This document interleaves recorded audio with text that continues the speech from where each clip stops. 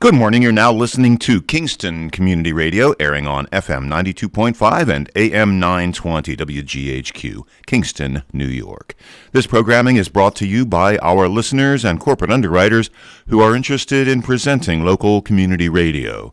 The opinions expressed on this program do not represent those of Pamel Broadcasting or Kingston Community Radio.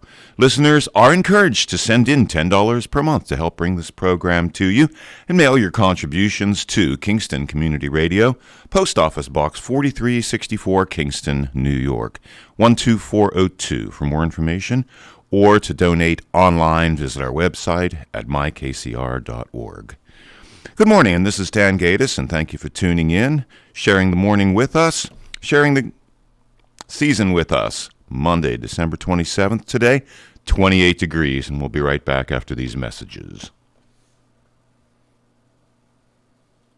Hey everybody, Rachel Ray here. Nothing brings a bigger smile to my face than cooking up a big meal for the whole family and lots of friends. But there's not enough room at my table for the 17 million kids in our country who struggle with hunger.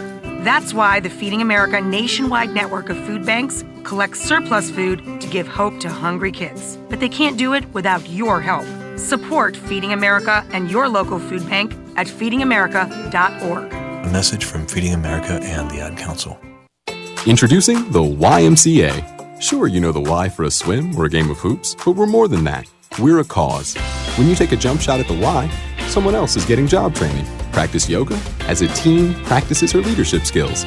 We give people of all ages, incomes, and backgrounds a chance to learn, grow, and thrive. So while you might think of the Y as the place for lifting weights, we're also about lifting entire communities. That's the Y. We're so much more. Visit ymca.net/more. Hi, this is Anne Marie from the great town of Kingston, and I support Kingston Community Radio, and so should you.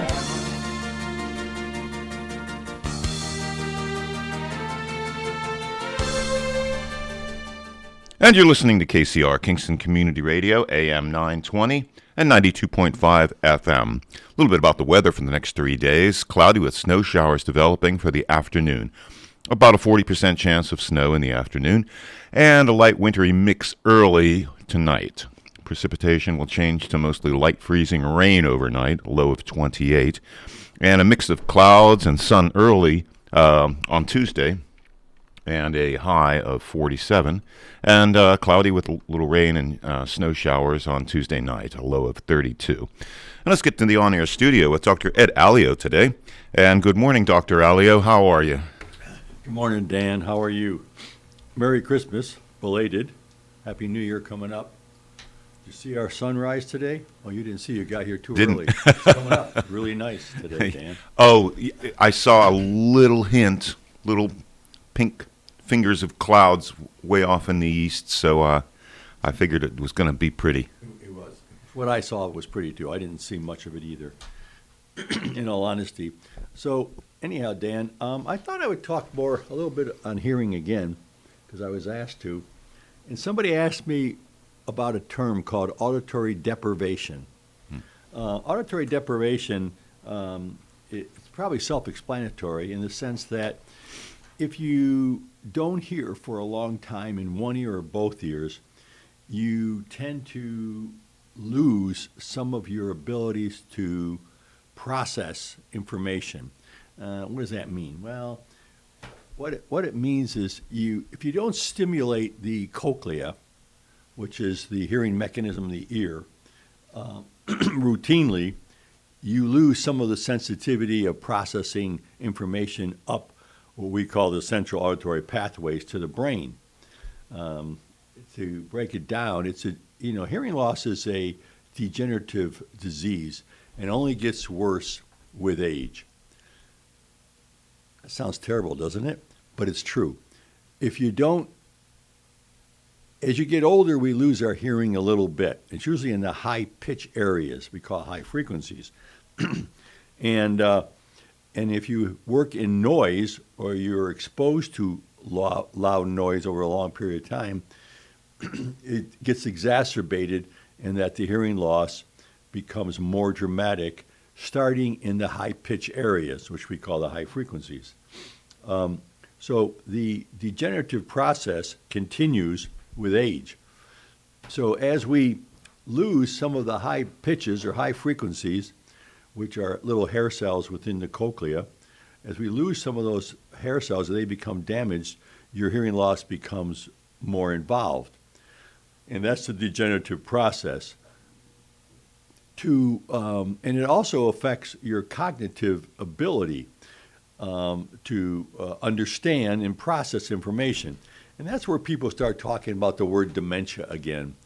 And it really is a situation where if people do not hear well over time, they tend to not process the information appropriately.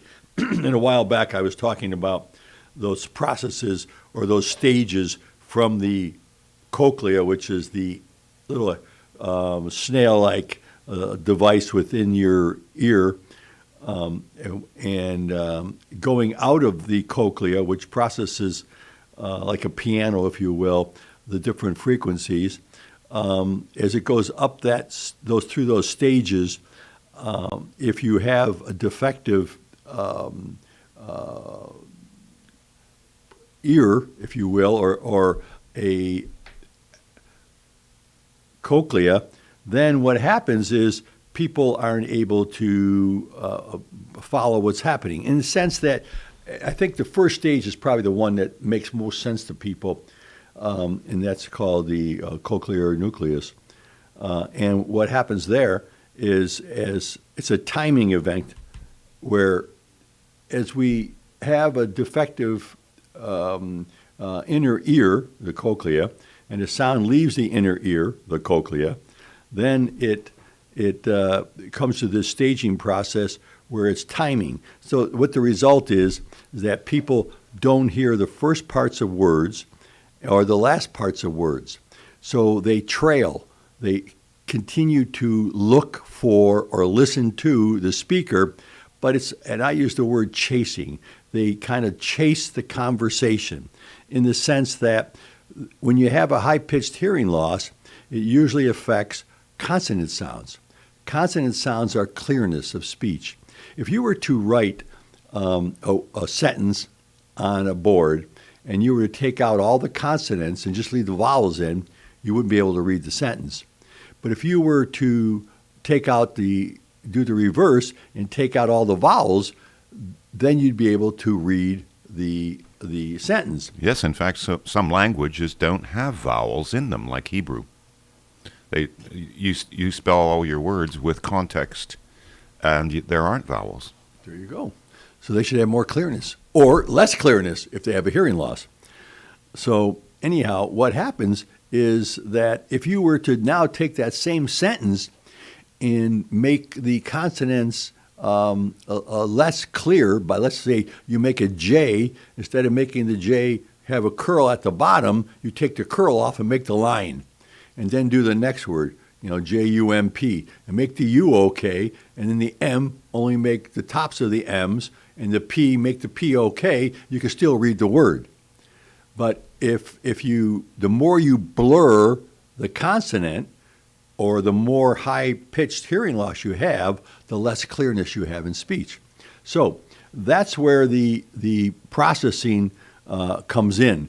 So if you can't see the consonants in written, printed speech, then it's hard to read it. If you can't hear those consonants, or the consonants are blurred, like a V and an F, then people make mistakes on what they hear. And I'm sure everybody knows somebody who has hearing loss, and they're talking to them, and the person's either staring out in space or not processing or saying yes to everything you're saying, which means they didn't understand it. And there's an indication they're not hearing. Or they'll say what all the time.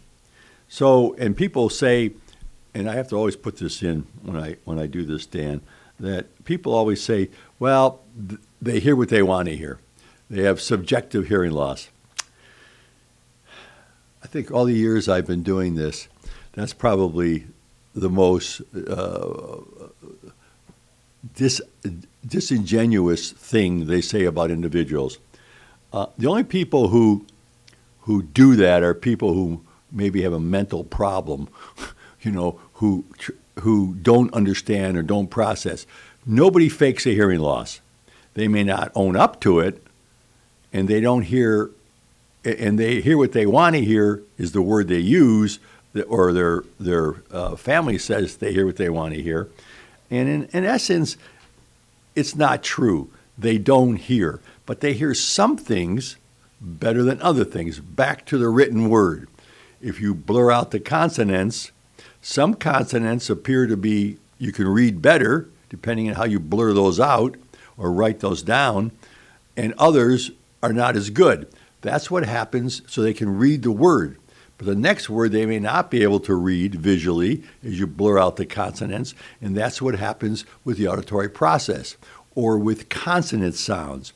Some consonant sounds they hear better than others. Some words, in combination with vowels, they hear better than others.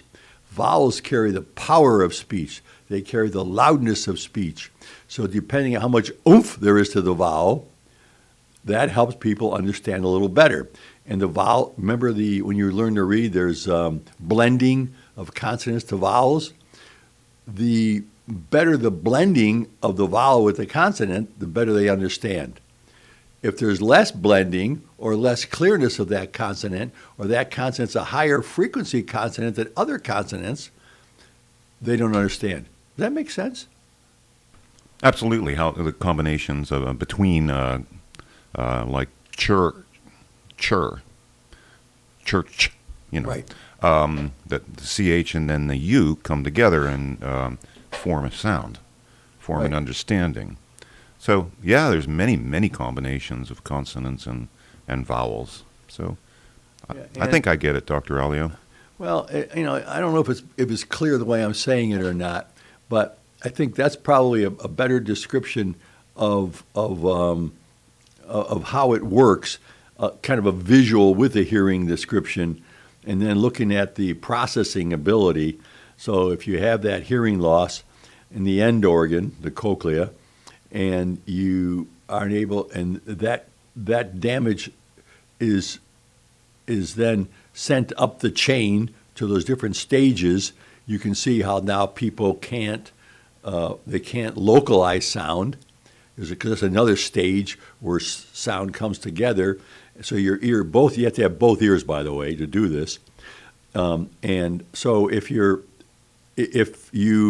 have damage to the cochlea, you're not able to localize sound. So people have a more significant hearing loss, even though both ears are the same, they can't tell where sound's coming from sometimes.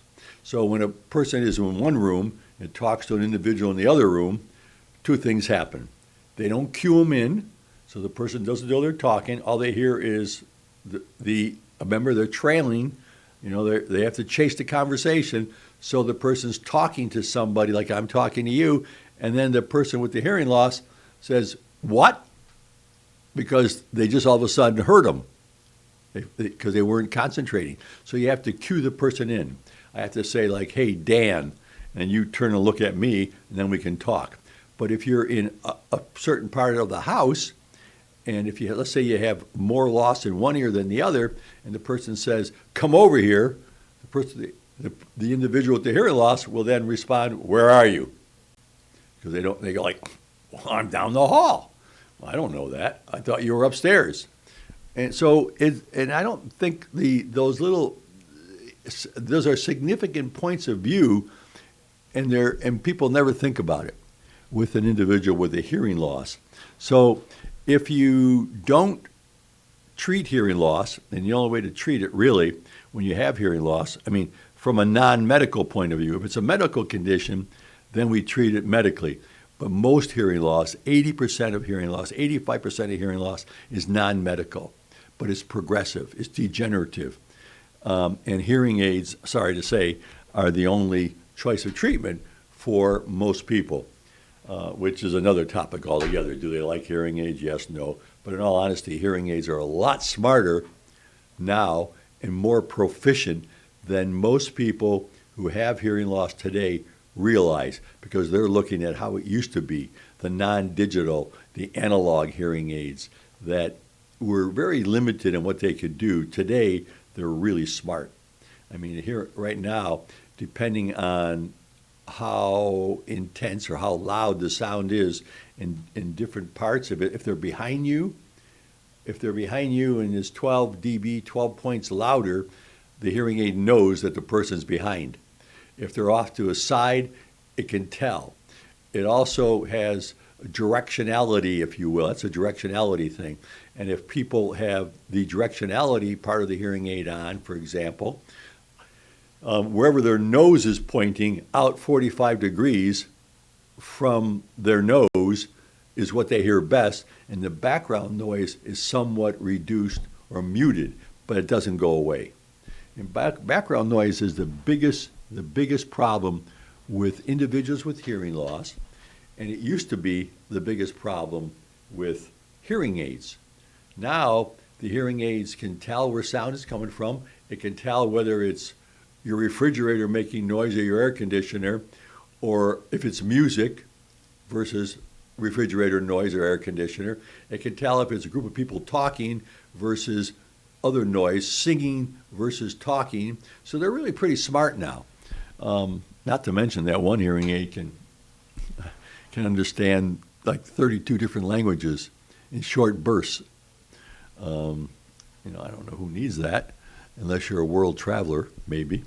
But anyhow, those are just some of the ideas about hearing and hearing loss and in the cognitive processing.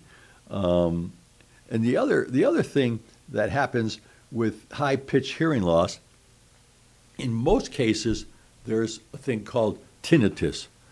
Tinnitus is like a ringing, roaring, hissing, buzzing in your ear. And it's usually in the beginning that you hear the tinnitus. I mean, the tinnitus starts in the beginning of the hearing loss, and it usually starts with a high-frequency hearing loss. For people who work in noise, the ringing, roaring, and the starts out in the beginning, along with a fullness feeling in the ear. Well, if they introduce themselves, like if you ever go to a concert, or if you're around loud noise, and you come out of the noise, you'll hear, or you'll notice that there's like a fullness in your ear. It isn't bad. It's like a little fullness, and your ear may be ringing. Well, the fullness will go away, and the ringing will go away. That's called a temporary or transient hearing loss. It's just temporary. If you continue to put yourself into those noise conditions, whether it's heavy equipment, jackhammer, loud music, then the ringing will persist longer after the exposure. The fullness feeling goes away, generally, and the person starts to have a reduction in the high pitches or clearness. So what they notice is they'll have intermittent tinnitus in the beginning, and then they'll have a little difficulty understanding in background noise. Not significant, but a little bit. And they're going like, what did she say? It's usually a she, because women have more high-frequency voices than men. And that's why they say, well, he hears what he wants to hear. He can hear him, but he can't hear the woman. Well, there's a difference in pitch, again. And they'll notice it on TV. They'll turn the TV up, make it louder for the family, and it's really loud, and they don't realize it until they walk away from the TV and walk back in the room. They go like, wow, that TV's loud, and I'm listening to it at that level. And the family notices it, but they do it, especially during newscasters. If it's a female newscaster, generally, they have more difficulty. If it's a male, they have less difficulty. Well, why is that? The same deal. Men's voices are lower pitch, just like yours, Dan, and mine, versus a woman. I noticed it because I have a little high-frequency hearing loss myself. I noticed it yesterday during the football games. They're out in the field. I mean, they'll have a woman commentator who's really smart, really good.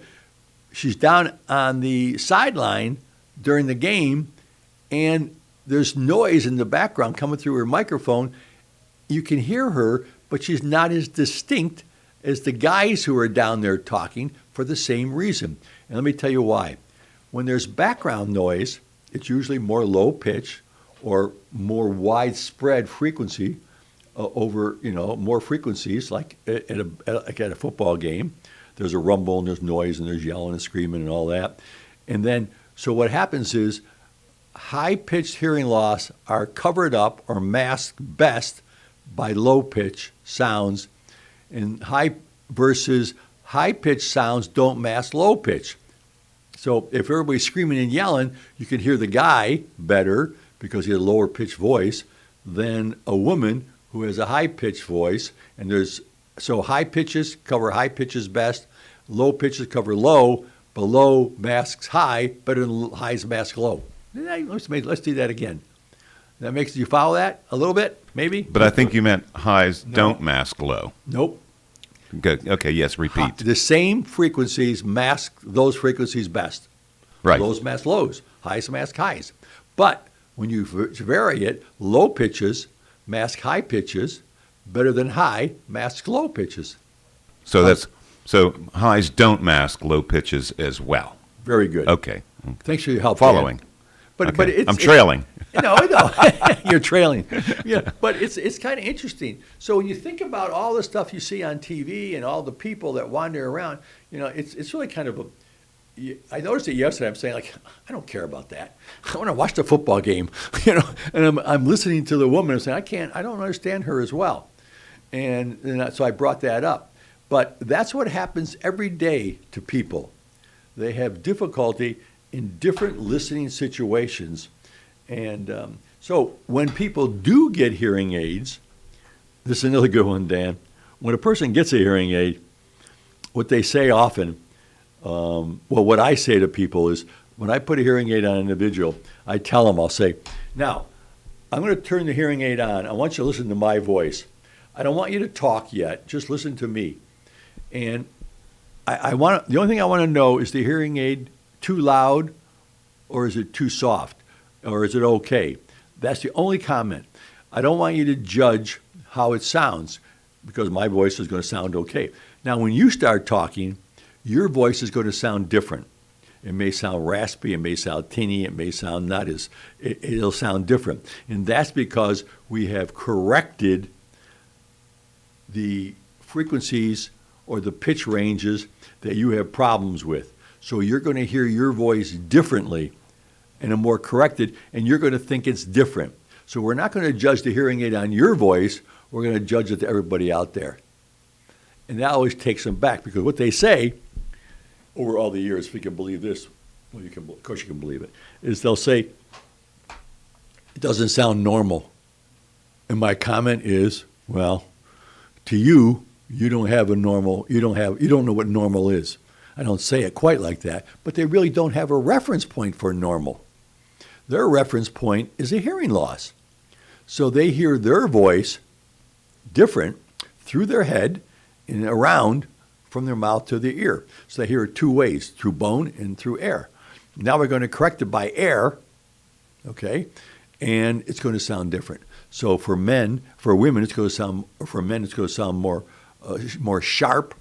Their voice will be more sharp. For women, they may hear the lows better, but they'll hear it differently. And men are the ones who always say it doesn't sound normal, by the way.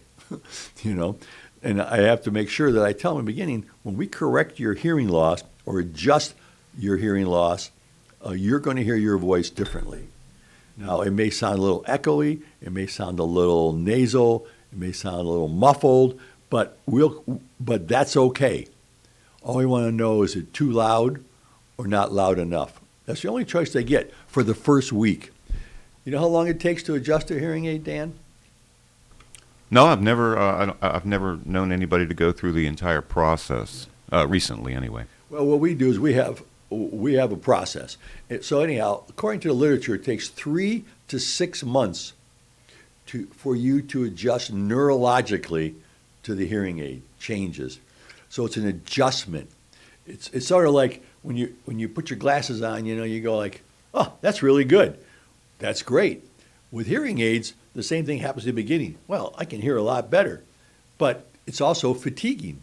It's sort of if you got your adjustable glasses, where you have progressive, and people look down, or they'll look and they'll say, "Well, it makes me dizzy," or it's uncomfortable. So they say, "Well, you have to adjust to it." Well, what we do in that situation, we tell people it takes a month to wear the hearing aids full time. Biggest mistake people make, from my vantage point, is we put a hearing aid on somebody and we say, "Okay," and we give them different programs, which is another mistake. I only give them one program, a general program. And we say, "Okay, now you can wear it." And they walk outside. There's all kinds of sounds and noises, and it's fatiguing. Now, there's research in the past on noise in working environments, and in construction, for example. People who are in construction, or people who listen to loud music all day long while they're working, are more fatigued than those who don't, because it's an attack on your system, and it's fatiguing to separate noise from speech, noise from work, noise from reading, and that's all. So it's a process. You continue to go, and it's fatiguing. So even people who work out at the gym, they listen to loud music, they get all pumped up. What it does is it unknowingly, in some instances, it's fatiguing. They think it's pumping them up, but it's also fatiguing. So there's so it takes 3 to 6 months. So we start out with, you get to wear the hearing aid 2 hours a day for the first couple days, and you wear it after dinner, not in the morning when you get up. You don't go outside with it. So for the first week, you only wear it at home. Oh, that sounds terrible. Well, it's really pretty good, because now when they come back in 1 week, they're only wearing it, let's say, 4 hours a day. They start at 6 o'clock to 8 o'clock, a couple days. Then they wear it from 6 o'clock to 9 o'clock. Let's say they go to bed at 10, 6 to 10.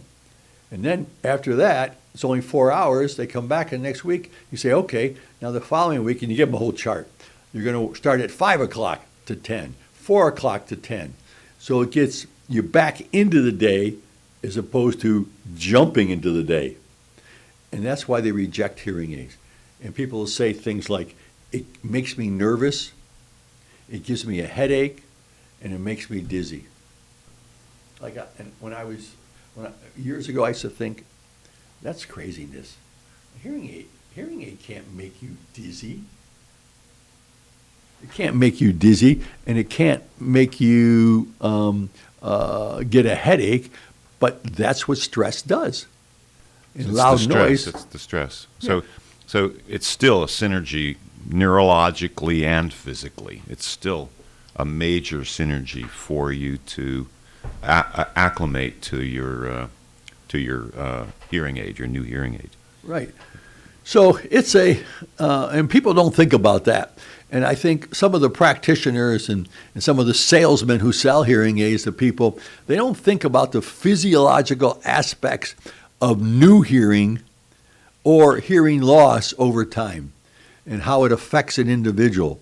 So the going slow is the best thing. And by the way, 3 to 6 months, I said it takes to get used to it neurologically. What happens during that time is your clearness scores get better and better and better. It's like a training program, if you will.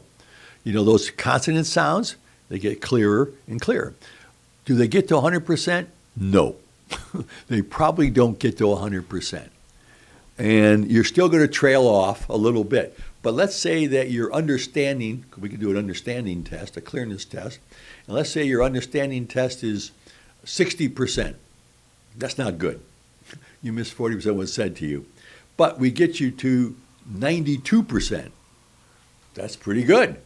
And that's really an awakening. That's like the glasses, put them out. That's really clear. But I can't quite see that. But you can see everything else. So that's good. What happens is if you don't tell people that, they're going to come back to you in a month or 2 weeks and say, well, let's say even 6 months. They say, well, I'm missing things. So you test them again, and you show them you're at 92%. But you're still missing 8%. You're focusing on the 8% you missed. You forgot that you missed 40%. Interesting? That's very interesting, yes. And most people, and I'm sorry to say this, but most practitioners don't tell patients that. Okay, so let's take a break, and I'll be right back. Okay, thank you. Dr. Ed Aleo, an audiologist here in Kingston, and thank you for hosting today.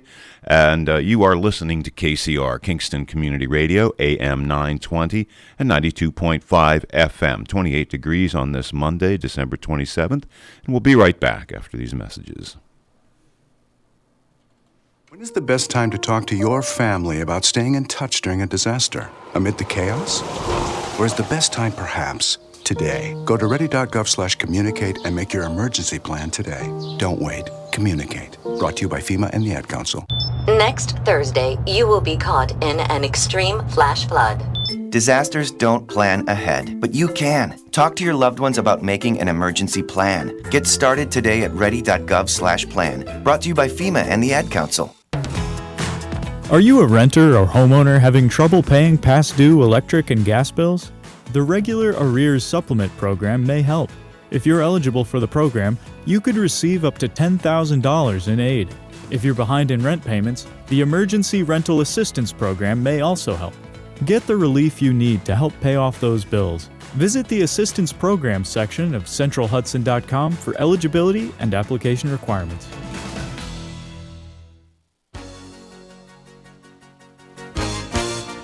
Hi, this is Cameron Rylance from Kingston, and I support Kingston Community Radio because it's informative.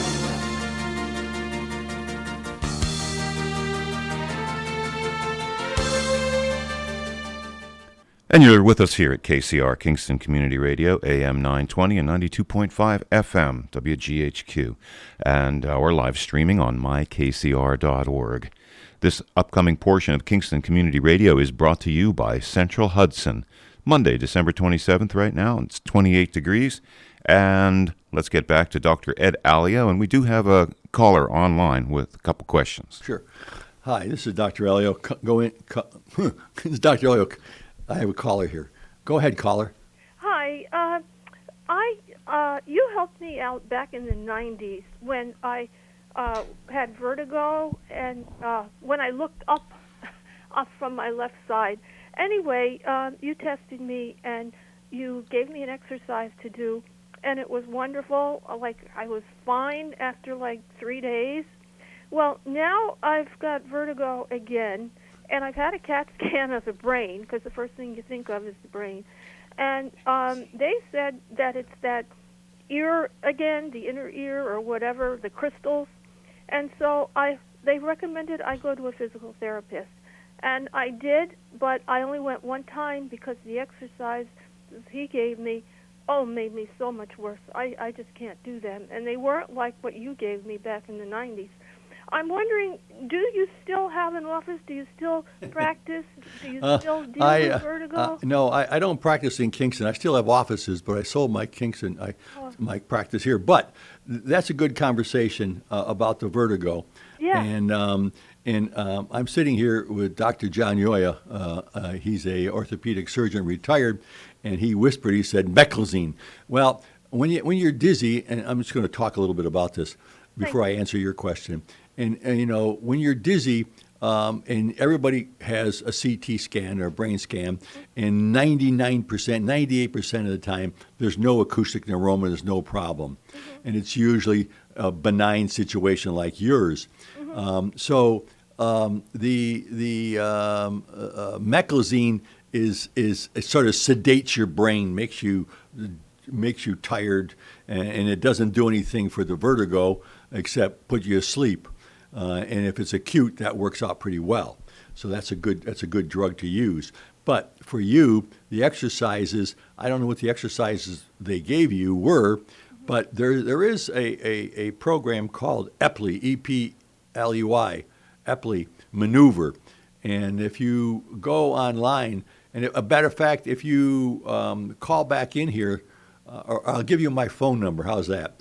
You can text me, and I'll send you the maneuver, which is a CD by a physical therapist, by the way, and it's the best video I've ever seen on the Epley maneuver. So this is how it works.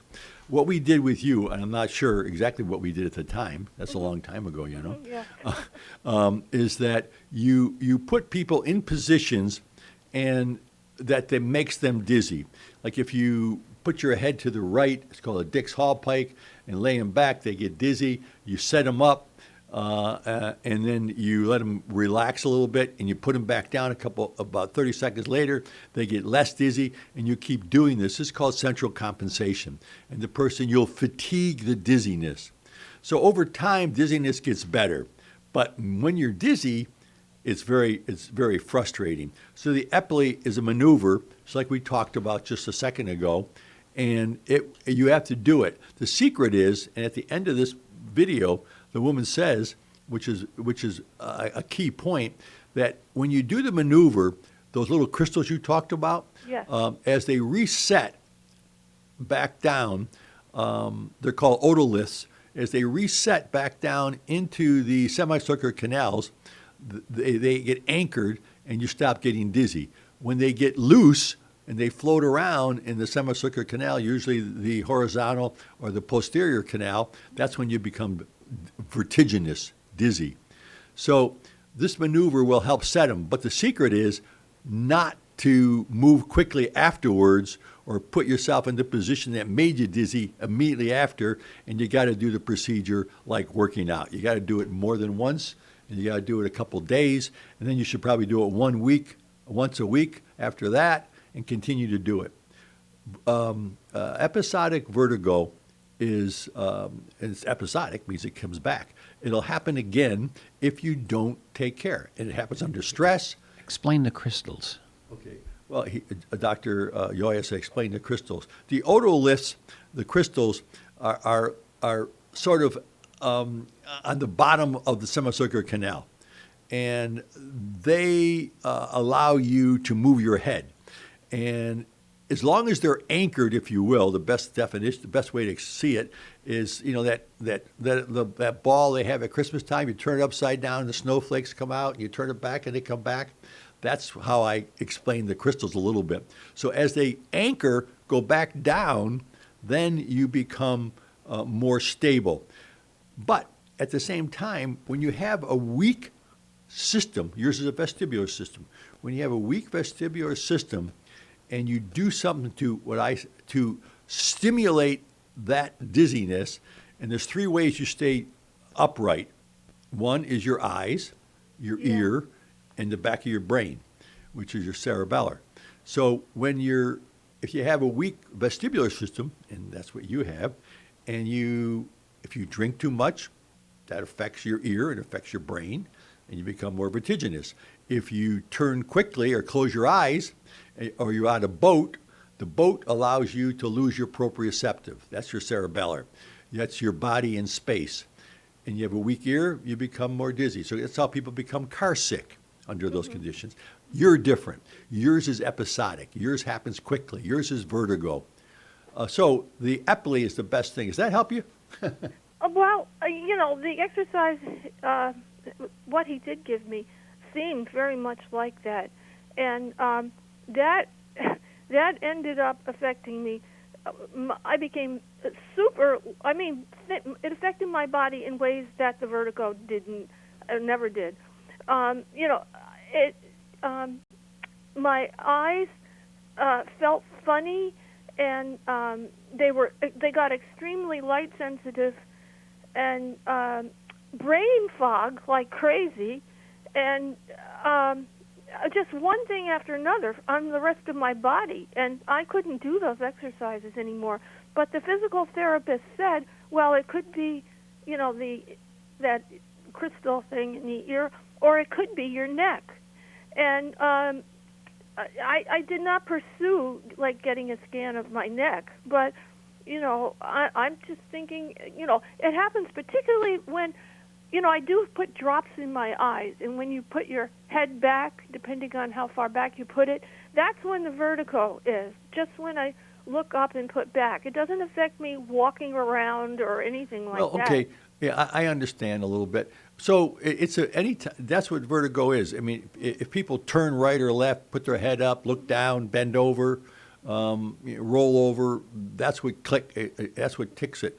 Yeah. It makes it happen. What happened to you is he put you in the position that made you vertiginous. And that's what's going to happen with the epley.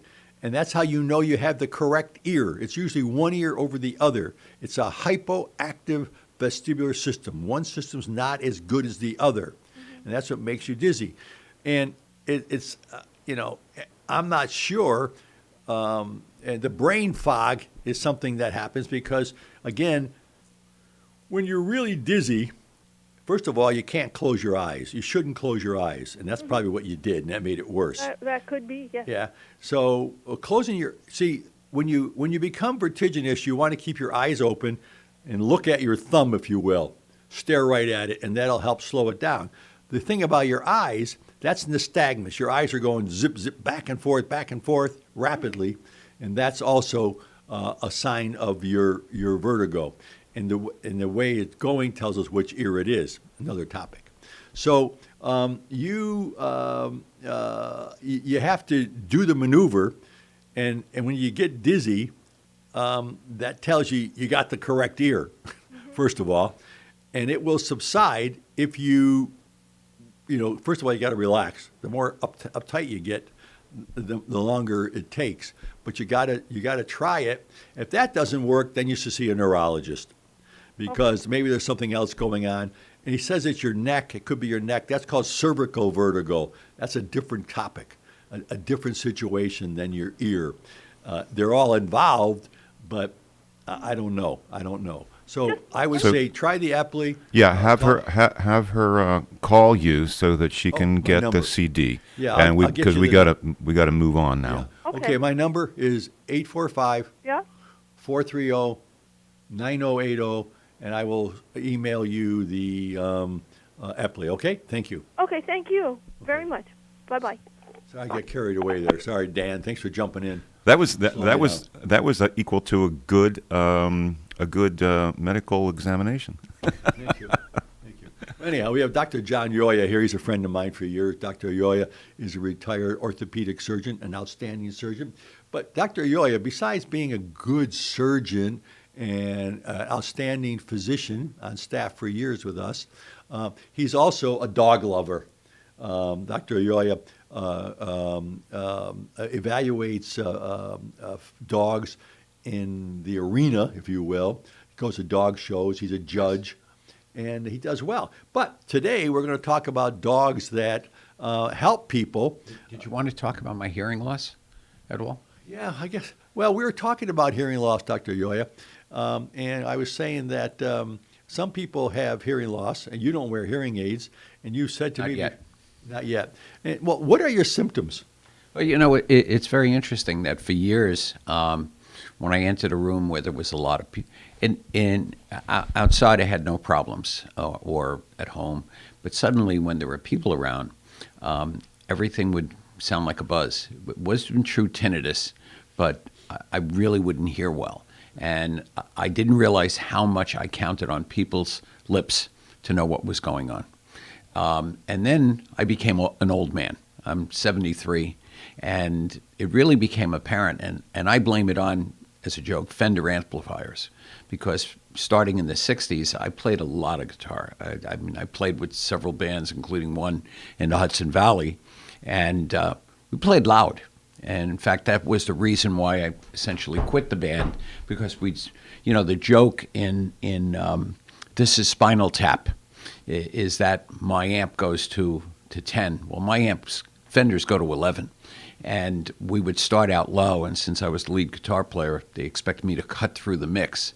And so one night, our drummer, who I didn't realize was actually deaf, he looked at me and he says, "John, it's the first time I could really hear you, except that Wayne, the drummer, he's deaf in his left ear now, and George, who was on my right side, he's deaf in his right ear." So, I mean, we played loud, all right, and I think that had a lot to do with it. Dan, does this sound familiar from our conversation about how you get a hearing loss? By all means. Yeah, and loud. musicians have great, the Ear Institute, for instance, that was, I think, one of them was founded by Pete Townsend, all because of such many incidences of especially rock musicians and concert musicians with hearing loss. Huge. And yet they say it that is huge. Pete apparently does not have hearing loss himself. I mean, he founded this, and yet, if you follow along, he actually has pretty good hearing, which amazes good for him. me. That's true. That is the loudest band in the world. I would be amazed by that. I'm a non-believer in that one, by the way. Yeah, he's one of the guys we call that denial. Unless he had enormously well-designed hearing protection throughout the whole time, which wasn't. It did not exist in the 60s. For those younger people, if you can remember when they started playing in the 60s, I hated them. And only because people expected us to destroy our equipment. And if you're a kid in Brooklyn and you have one electric guitar, you're not going to take it and smash it on the ground or take the head of that guitar and put it through your amplifier that your parents paid a lot of money for. No, you aren't. Or that you worked 2 jobs to pay for. So, I mean, people have no idea how loud they were. Or bands like the Vanilla Fudge. I mean, if you could remember, I took the gal who's presently my wife, who was my girlfriend, and how she could actually still stay with me because she thought she was going to a Richie Havens concert, and he opened for the Fudge, and we were in the front row. I mean, you thought it was a near-death experience because your chest was being compressed against the chair. Oh, yeah. Just think about all that. All that intensity, loudness. When I was at Ohio State, I went and measured bands and music, and the noise level reaches 130 dB. A jet plane is 140. Right. Wow. And I had a kid one time over at Northern Dutchess who went to a concert in Poughkeepsie. He stood by this speaker that was as tall as him. He came out. He had permanent deafness. Mm-hmm. One time. Yep. He was permanently had a hearing loss, not deaf, hearing loss. Mm-hmm. So nobody's ever deaf. He was actually right next to that. Right next to it. And proximity has a lot to do with it because you've got, in distance you lose, if you double the distance you lose half the volume. So you have that to consider too, where you measured, for instance, 130 dB. Yeah. Well, I didn't measure it right on top of the speaker. I measured it in the room. Right, but, in the room so where people are. It's pretty intense, and that's how you get hearing loss. So again, your symptom of the blurriness or whatever you said the word was is really the clearness problem again. And it's also background noise versus speech. You're unable, if you have a hearing loss, you're unable to separate speech from background noise. Right. Again, it's for the different frequencies we talked about that affect or mask clearness. So speech has lots of consonants, noise has both high frequency and low frequency, and it tends to mask those consonant sounds, meaning usually you have a high frequency hearing loss. So you lose clearness, women are harder to understand, children are harder, foreign language, people with accents are harder to understand. Does that sound like you at all? True. And your wife yells at you. Yes. And he's smiling about it. Remember I told you they do that all the time? It's always a joke about their hearing loss. That's part of the denial. No offense, John. But nobody wants the damn hearing aid, but they're really good. When your priest tells you, because at Mass a couple of weeks ago, I said, Father, you really need to turn up your volume. And he goes, and he points to his ears, and he goes, you need these. Okay. So there you go. I've taken it very seriously. From God, from God down. God on down. I mean, it is a serious problem. And the issue is a lot of it is vanity. It's accepting, it's hard to accept things as a male.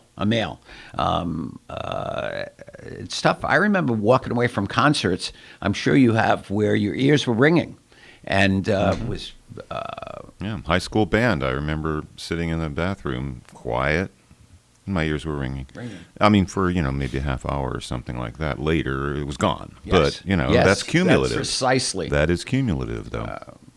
So the bottom line is I always used to say, and when I was here in Kingston practicing, and we still have offices. I have offices in Brooklyn, Queens, and Long Island. But the biggest problem is, of all the things to have in your practice, who would want a hearing aid as something to give to somebody? Nobody wants the damn thing. Sorry. And they think it's too expensive. They don't appreciate it because they think of it as an old wire, or they know somebody who doesn't like it. And it's really got a bad rap because people don't get the rehab program that we talked about. But we wear glasses. I know. We wear glasses, and we're not embarrassed. I guess when we're little children, we don't want to wear them, but it's no different. It's an assistive device. Well, if you look at the people out there today, they got all kinds of things hanging from their ears, young people. True. And they don't have the same problem that we have about it, or people about hearing aids. My partner in our practice, he refuses to wear his hearing aids unless they're teeny tiny things, and his ear is small, so they don't work, and he gets wax in them all the time, which is a big problem with hearing aids if you don't have the right fit. And so he's a problem guy. He's the typical. He's always complaining about his hearing aids, and he won't wear the ones he should wear. So you need hearing aids, John. So now, when you do your exam, do you also look for wax and stuff? Of course. Okay. We So look you in actually your, do a physical We clean exam. it out. Yeah, of course, John. We also look in your mouth and up your nose. Really? Yeah. You should know there's a thing called referred otology. If somebody has a sore throat, the ENT physician looks in the throat, but he also looks in your ear, because there's a nerve that goes from your throat, the back of your tongue, to your ear canal in your ear. And so it could be that you have a lesion, a scratch or whatever, in your ear, and your throat bothers you. So there's a referred situation. I'm sure you have it in your practice. Don't you have people who say my toe itches and they don't have a toe from diabetes? Correct. Yeah. So slow. Yeah. There's a ghost pain. Well, the same thing happens with your. So we do it all. We look at all those places, and you remove the wax. Wax is, for people who think they have a hearing loss, they're always hoping it's wax. Yes, true. And at age 73, it's not wax. It could be a little wax, but it's not wax. My son wears hearing aids, and he's 50, and he had good hearing until he started shooting guns. Now he wears 2 hearing aids. And his hearing loss, he says he can't function without his hearing aids. He uses his hearing aids on the phone. When the phone rings, he hears it in his ear. He answers it that way. So it works really well for him. He can talk.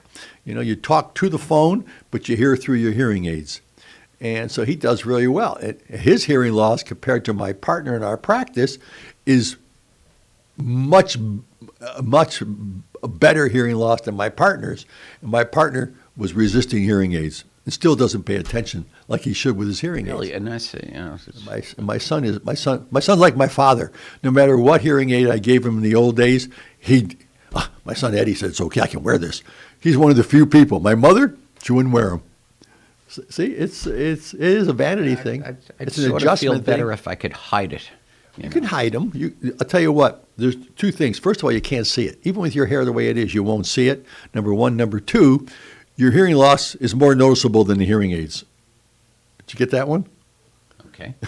I heard all of it. Yeah. Well, oh yes, they're unnoticeable. Yeah. Unnoticeable these days. The really high tech ones, the ones you're talking about that are they Bluetooth? Is that the way it's working? It's also Bluetooth. Yeah. Also, yes. And some of us older people, they'll remember our grandmothers, and hang on a second, and it would be whistling.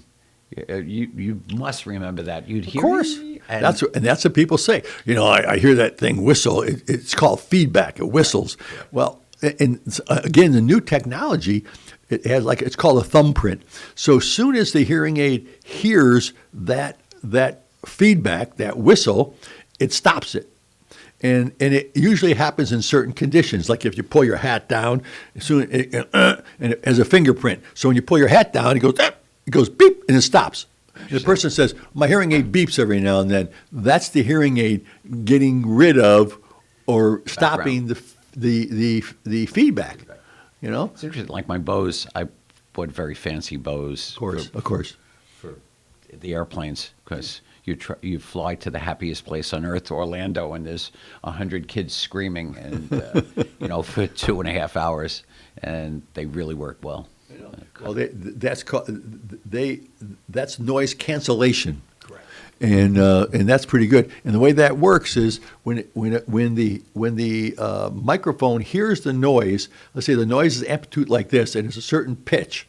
Okay, so and what it does is it brings it when it comes like this, it cancels it by doing the opposite, so it becomes a null. So it makes it go away. Literally makes the energy go away. Yeah. It's called phase. Hearing aids do that too. Phase cancellation. But your explanation was much so I will more get clear. checked out. Thank you. Yeah, I've been talking about these things. It's kind of fun. You're going to what? I will get checked out. Good, John. I'm excited for you now. You were perfect. You came in the end of our conversation, and he reinforced, didn't he? All the things we were talking about: denial, hearing loss, kidding about it, saying everybody mumbles, all those things. Correct. You're correct. You should be a poster child for this, for hearing aids. Poster child for anything. Okay, let's talk about. Okay, so you and I were talking the other day about dogs and how we use dogs in medicine, how we use dogs in training, how we use dogs in the airport, how we use dogs in the military. What's that all about, John? Okay, so give people some background. So I started in American Kennel Club activities about 50 years ago when we got our first dog. And I'm usually associated with small dogs, toy dogs. I had Shih Tzu, I had Lhasas, and now I have Cavalier King Charles Spaniels, floppy-eared dogs, and everybody loves them. But as you work with the AKC, you see other issues. And dogs have a tremendous relationship to man. I mean, from the Stone Age or whenever the wolf decided that he could get a better meal by hanging around the campfire than going out and killing things. So this relationship over the last couple of decades has really blossomed so that we're using dogs for a lot of things. And the overall term might be detection dogs. But the question is, what are they detecting? What are they doing? Now, first of all, my personal, I train dogs for therapy work. So my little guys go to nursing homes, senior residences, hospitals, even the office. So, what do they do? Well, they mind comfort people. Okay, but they also bring people out of, well, for instance, we would go weekly to the Hudson Valley senior residence before they closed. And I really started doing it when my mom was there. But what I found out was that in bringing Jack, which was one of my main dogs there, and you dress him up and people, can I pet the dog? It brought people out of their shells. So there was one gal who always sat in the corner and she never talked to anybody. And suddenly she wanted to pet the dog and hold the dog. And she started telling me about her dogs. And we realized she was a career military officer, never spoke to anybody, had no use for anybody. And suddenly she came at it. So weekly, she was very talkative. And then the only gentleman in the senior residence at the time was a black gentleman. I won't use his name. And all he would do is walk. He'd walk around the facility, walk outside the facility, kept to himself. And suddenly he comes over and he says, can I pet the dog? I said, of course, that's why he's here. Hug the dog. And suddenly I found that he was another military man. He was a paratrooper in the Arctic Circle. He was in Fairbanks. He had not Malamute, Siberian Huskies his whole life. And now he was deprived of his dogs. And suddenly this gentleman came out of his shell, became a real talkative person. So they're comforting and they're a bridge to humanity. And so my little Jack actually had a story written about him for the American Kennel Club because he's a therapy dog excellent. He had 250 visits. We'd bring him to the office when we had kids, like Cast Clinic. So he'd be around and, the dog is that bridge. And it's not like the scary guy in the white coat with the cast saw that's going to hurt that'd be the you? child. Me. Yeah. Me. And so Now, therapy dogs are also used, in the hospital, sick people. There's a great commercial for one of the cancer centers about changing, and it's a little child about to go through treatment again, and instead the big dog comes in, and she's all smiles. And so cancer centers, senior residences, but then they're used for reading. Children who are ashamed to read or fearful, you put them in a situation at a library where they read to the dog. Dogs are trusting. They don't put values Because on dogs aren't that smart? No. Dogs are a lot smarter than we think. And how do they range? Speaking of intelligence, by breed, I heard they were like those cattle dogs are really smart, and your dog's not so smart. I don't want to get. No, you'll get called. I'll be attacked. Okay. That's okay. You can talk about the smart dog. Well, you have to hold up on that, John, because we have a break coming up. You got saved by the break. Here we go. That's it.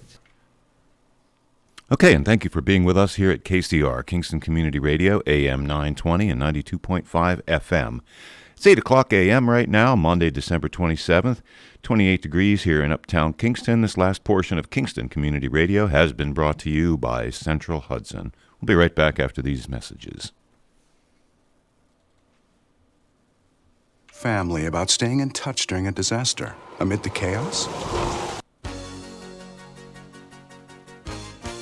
When is the best time to talk to your family about staying in touch during a disaster amid the chaos? Or is the best time perhaps today? Go to ready.gov/communicate and make your emergency plan today. Don't wait. Communicate. Brought to you by FEMA and the Ad Council. Next Thursday, you will be caught in an extreme flash flood. Disasters don't plan ahead, but you can. Talk to your loved ones about making an emergency plan. Get started today at ready.gov/plan. Brought to you by FEMA and the Ad Council. Are you a renter or homeowner having trouble paying past due electric and gas bills? The Regular Arrears Supplement Program may help. If you're eligible for the program, you could receive up to $10,000 in aid. If you're behind in rent payments, the Emergency Rental Assistance Program may also help. Get the relief you need to help pay off those bills. Visit the Assistance Program section of centralhudson.com for eligibility and application requirements.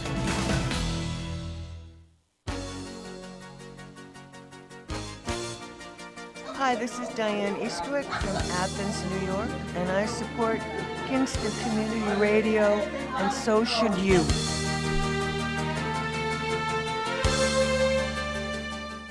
And we're back, and this upcoming portion of Kingston Community Radio is brought to you by Herzog's.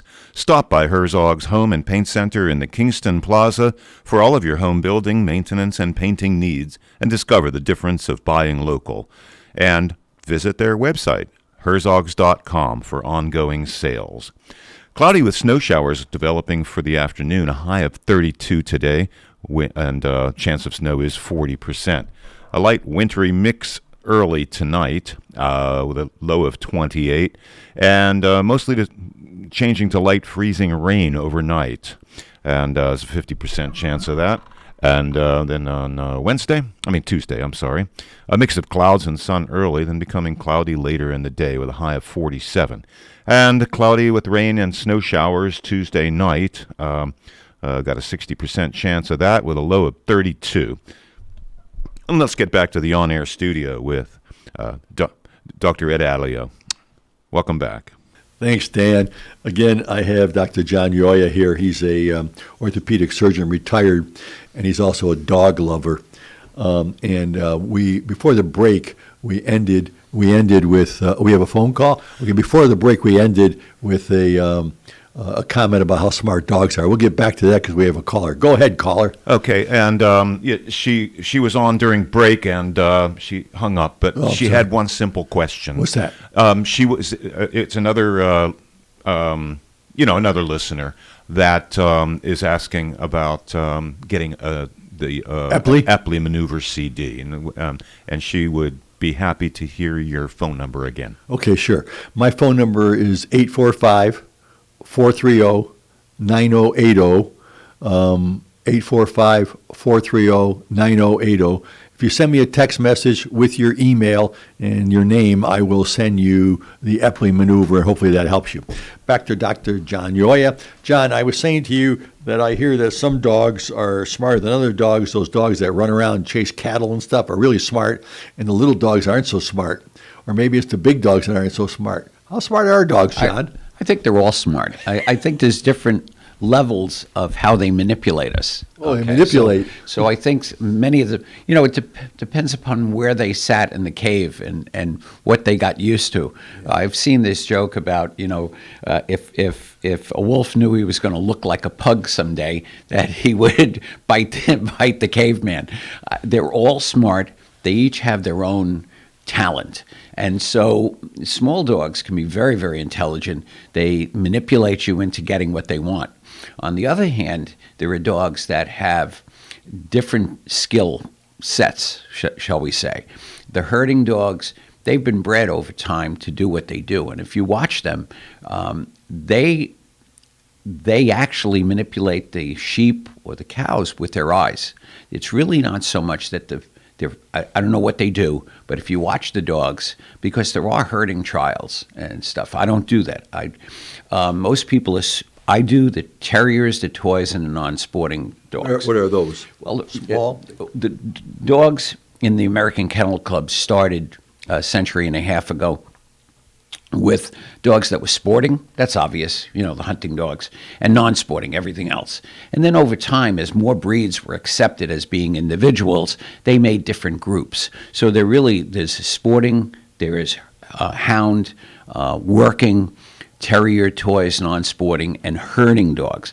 And so there's about 174 breeds separated into these groups. And it's, if you think about it, the sporting dogs are all the sporting dogs. They're the pointers and retrievers. And, so the Labrador retrievers, the golden retrievers, and then the hounds is very obvious. And even there, you have sight hounds, and and the ones that sort of go to ground. So if you look at the Afghan hound, these regal breeds, they're from the desert.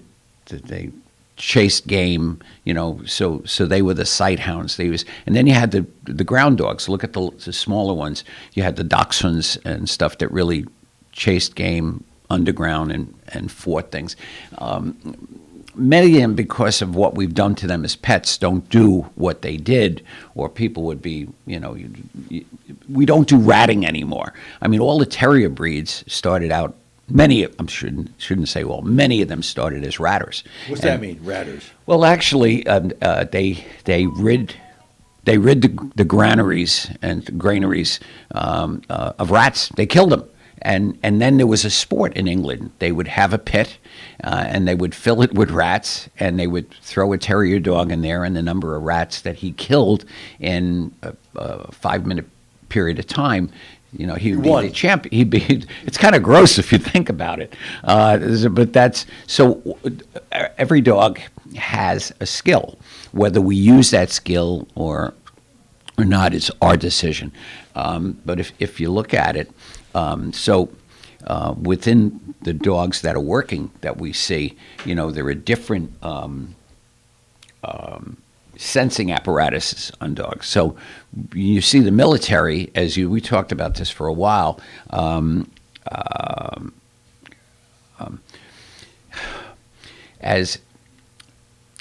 think about two types of dog. Think about a flop-eared dog and think about a dog with perk ears. And or cropped ears. And there's a reason. I don't want to get into dock and crop and whether it's, but floppy-eared dogs are always sweet. You look at a Labrador, you look at a golden retriever, all you want to do is hug it. So if you're going to have a detection dog at an airport and you don't want to alert people, you have a floppy-eared dog. Everybody wants to pet it. It's a great dog. They're really sweet, whatever. If you want to put people, if you're dealing with terrorists, if you want to put, you get a dog with erect ears. So you use a German Shepherd, a Belgian Malinois. Okay, the most common dog being trained right now for the military is the Belgian Malinois. I don't know what that is. I will explain. Think about a German. If most people know German Shepherds, Rin Tin Tin, sort of looks like that, but it's the body is a little more streamlined. Same kind of face, pricked ears. there are 3 Belgian Shepherds. There's the Belgian Shepherd, which is black. There's the Belgian Tavern and the Belgian Malinois. They're kind of like different paint jobs.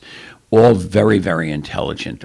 And it's the one that you see most typically with the military being dropped from an aircraft, being held. Brilliant dogs. And they judge you. You meet up with them. The first time you meet a Malinois, you better make it your friend. You don't try to bully them because they will make a lasting image of you. There's a local friend. Like an elephant? I don't know much about elephants, but I do know that, for instance, a local friend, a restaurateur, got a Malinois. Beautiful dog, absolutely beautiful. He's wonderful to the family. But one of our friends thought when the dog was a puppy, he would just go bark at it and put it down. Dog hates him, will not allow him. And at the same meeting, I just went in and used the dog's name. I said, "Come over here, sweetie." He sat down on the floor, came over to me, and I'm fine with the dog. And it's just the way you approach them. I had a black lab once that I got, and it was great with everybody except for a child under 9 years of age, 8 years of age, who was shorter. Yes. He was afraid of him. Yes. She would snap at him. She wouldn't bite anybody. I would never let any dog bite anybody. But anybody else, the only time she wasn't around children. So I figured at one point somebody must have fell on her, hurt her when she was little. Could have been. And she was just afraid of kids. Many dogs can't didn't like kids. Many dogs can't make the association of a little person. They don't understand how this is a little person. And that was pushed on me by a breeder, oh my God, almost 50 years ago. And because we had little children and we had dogs, he says, "Oh, your dogs are good with kids." Sometimes they're not. Sometimes they're not. It's just that they don't make the connection. Well, our dogs also, since dogs are when they're in a group, what's that called? Puppies are in a pack. A pack, good. Yeah, There's a pack mentality. So when you have children, and this is one of the things I learned years ago, I don't know if it's true or not, that when you have children, you have a puppy and you have a baby, people think they can raise them together, and I think that's a great idea. The difference is if you get a bigger dog, when somebody has to be the alpha dog. Exactly. And sometimes the kids lose. And I'm sure you've seen this in the hospital because I've seen it, where a kid comes in, he's got a bite on his face from his dog that he's had around since he was a kid. Since a puppy, now the dog is bigger and the kid's only 3 years old, and it's out in the heat, and the kid steps on the dog, falls on the dog, and the dog bites him. I'll give you a worst case scenario, and I always would joke about, and forgive me out there, the little old lady who has dogs. She's had dogs over time. Suddenly she's older and she gets a more aggressive dog, and he's wonderful with her. I don't want to blame any dog, but let's say it's a Doberman, okay, or a Rottweiler, and she treats it like a baby. It's a baby, and a lot of times it's fine, but suddenly she goes and reprimands the dog, and the dog doesn't understand, and the dog reacts to her because the dog, in a sense, maybe does not respect her as being alpha, and so you just have to be mindful that it's a creature, and you have to be consistent with whatever you do with it. And those of us who had more than one dog in a house, it doesn't have to be a male. We just lost a 15-year-old Cavalier.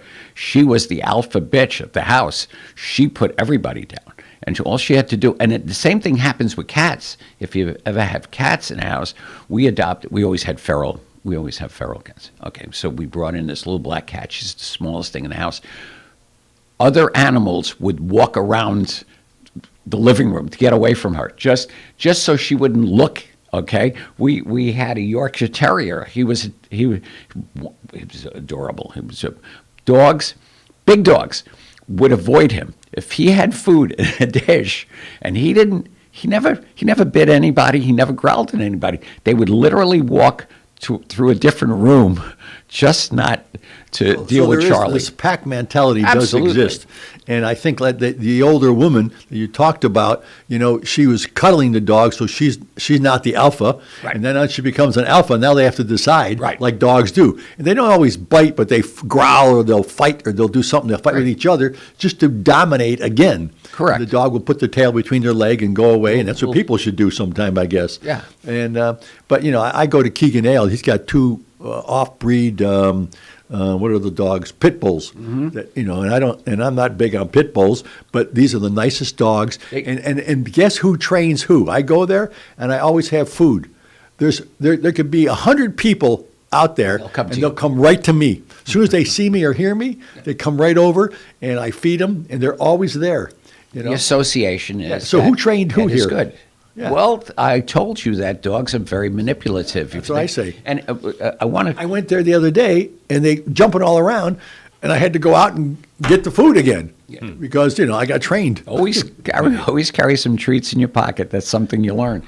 Yeah. Just giving a moment to pit bulls. The problem with pit bulls. Okay, let's take a different breed. If you remember back in the 70s, the Rottweiler was the devil dog. Yeah, right. Suddenly you got a bad... Rottweilers can be wonderful dogs. They have a great personality. So get to the pit bulls again. Now, pit bulls really... Okay, so in this country, you only have two real pit bull type dogs. You have the American Staffordshire Bull Terrier and the Staffy Terrier. They're different, but they would look like pit bulls to you. What we see on the street here are usually crossbreeds, and they're still good until they're mistreated. So what people assume pit bull are, and I'm going to say, the drug guy or the inner city guy who trains these dogs to be mean, the famous football player who is fighting dogs. That's not the nature of these dogs. The AMP staffs love children. I mean, they actually love children. If they associate, know what an AMP staff is. What's that? Think about your pit bull, but bigger. Okay. They're about 65 pounds fully grown, but it looks like a pit bull. And the whole idea is that they are the nanny dogs. They and the bull terriers, they love children. You put a child with them, they will die before that child gets injured.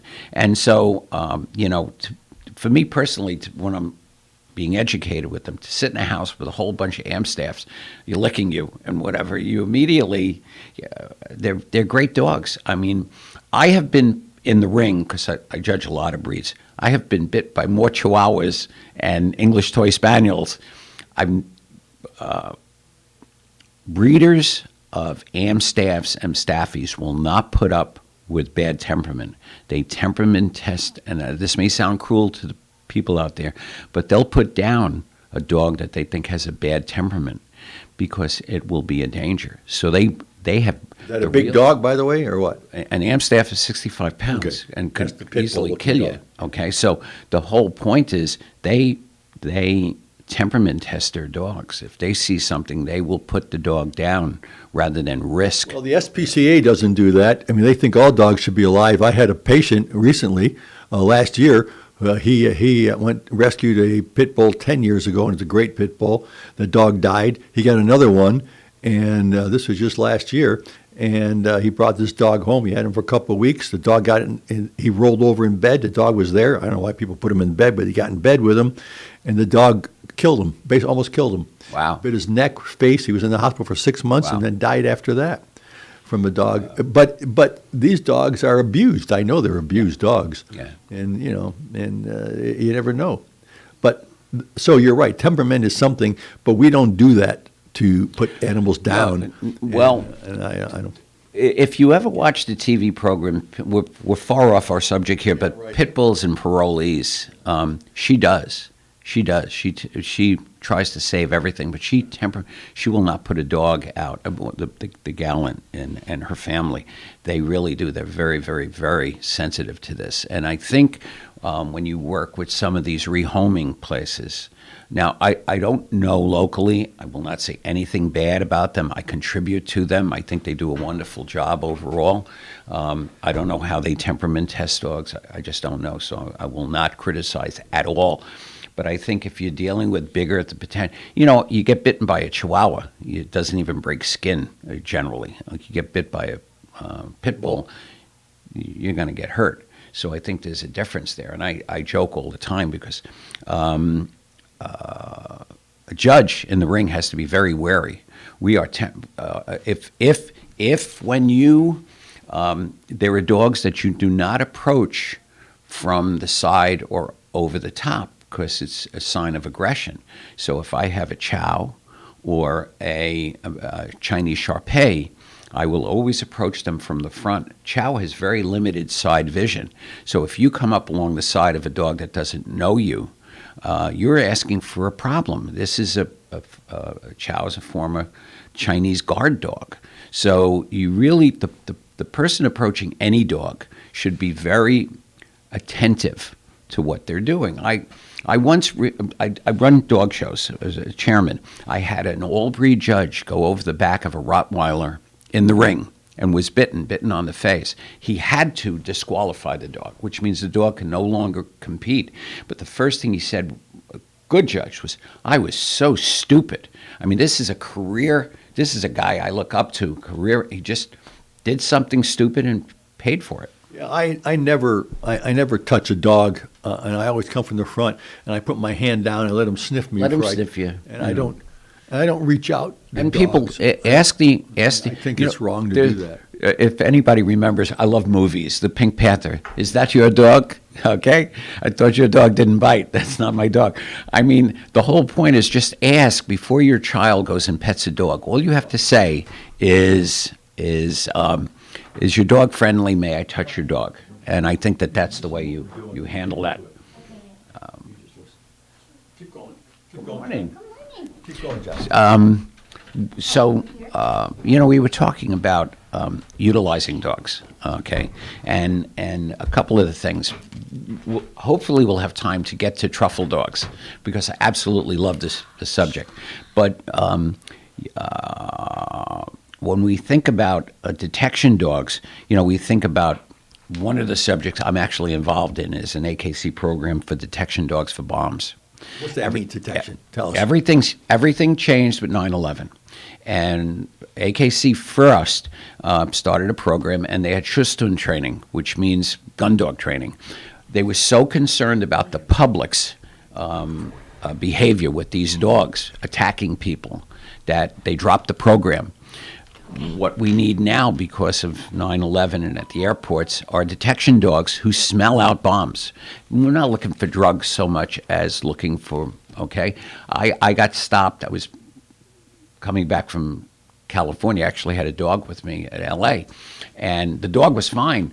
I was brought to the side because my host had heirloom tomatoes, and they had nitrates as the fertilizer, and they had nitrates on me, and I was the one, and they swabbed me and everything. So AKC is involved in a program because there are so few detection dogs being bred here.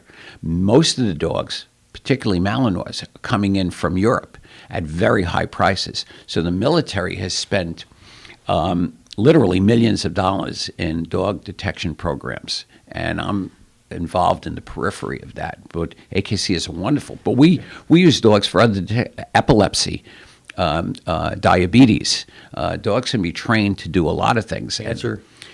Cancer detection dogs. How do they do that, John? Well, let's start with the easiest. The easiest is actually the diabetes dogs. And I don't think I or you can do this because there's programs to do it. But the dog is given saliva of an individual with various levels of blood sugar.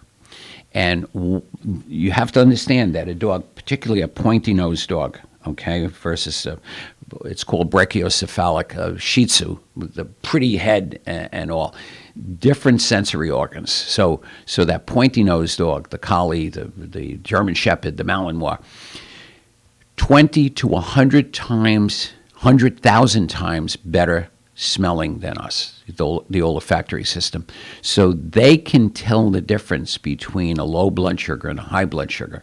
And they can get to the point where if they're around their owner, they can tell if that person's about to go into crisis and warn them.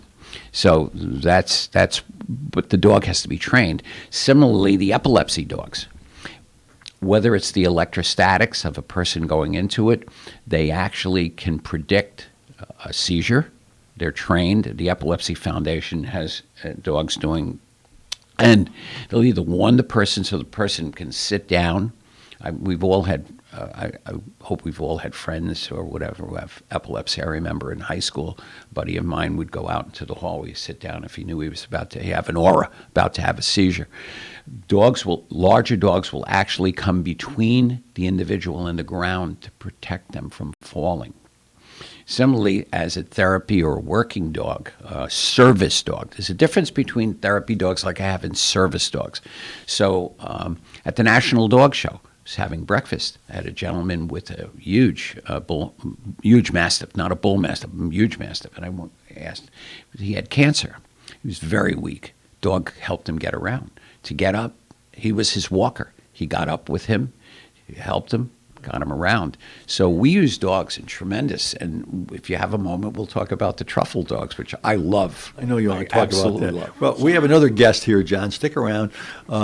Just as Gene Jacobs is here. I've known Gene for 100 years. Okay, so everybody knows everybody. 100 years. Okay, well, 100 years is a long time. Well, I've been around a few, and Barbara.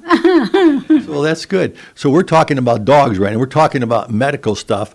And, Gene's going to come in and help us, and maybe we can tag team here on some things. Gene, tell us a little bit about you and your background for our listeners, please. Absolutely. I'm here today because I have been a professional in the healthcare industry since 1971. I started my career wanting to work out of the home with children at Kingston Hospital in 1971. At that time, Tony Triulzi was the CEO, Denny Pitcock was the controller, and Mike Palario was in the human resources. So what did you do, Gene? So I began working there in the office, in managing in the office, and I was there for almost 9 years. But I wanted to climb the ladder, and Dave Meshes introduced, of course, the family practice at that time on Sauk Hill Road. So I took an internal move, and I began working there with Dave Meshes. Neil Kalman, Dr. Kalman, who now is the CEO there. I was there for almost 17 years. Doing what? I again climbed the ladder. I went there as the manager, practice administrator, as we began. And then I began working, I went back to school to New York Medical College, and I was involved in the finances, the audit, the whole residency program, diagnostic and treatment center. What residency program, though? Okay. I'm not clear. Okay, family practice. Oh, family practice. Dr. Meshes started a residency program there in 1979. He wanted to create a program and for the indigent and near poor, because many of the family doctors were leaving or retiring in the city of Kingston. And he wanted to rebuild the family doctor so that they would stay in the area.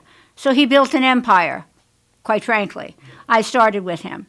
And as I said, I remember Dr. Meshes. He's a good guy. And he was home-based mostly in New Paltz, I believe. Yes. He started a little program there. And the family practice residency program has blossomed over the years. I've lectured there several times. He did a great job. He was good at that. Wasn't there another fellow, also another physician? Dr. Berg. Dr. Berg, right. Norman Berg. Norman Berg. They were like a tag team at the time, right? Yes. They did a great job. So what was your input into that? What did you do for them? And I ran the whole business aspect of the practice. Business? Yeah, managed everything. All the employees, and then he began to create satellites, as you well know. I mean, and I was then responsible for the personnel in those offices. So how did that affect Ulster County? What did that do for Ulster County, the family practice residency program? Well, I think it built Ulster County to the level of where we needed the healthcare industry, because some of it was leaving. And his dream was, of course, to educate at that given point in time. I mean, there's 30 residents now. We started with 8 to 10. And they were in their first, second, and third year of residency. And their time was carved out. They spent a certain amount of time in their first year at the hospital, and then, of course, treating patients with preceptors, because like Dr. Woodley, Walter, a good friend of mine, he's been there almost 35 years. He started out as a resident when I was there. So they have incorporated the hospitals with, the residents are very fluent. Okay, I'll tell you what, that's really, I like to learn more about the family practice residency program and how that's impacted the county. But we're going to take a break first here. Dan's signaling me over there. Of course. We're ready, Dan, when you are. Okay, thank you, Dr. Ed Aleo, and all of our guests today. It's 8:29 right now, a little bit early. We'll get through our break and get back early. It's Monday, December 27th, and 28 degrees here in Uptown Kingston. And this last portion of Kingston Community Radio was brought to you by Herzog's Home and Paint Center in the Kingston Plaza.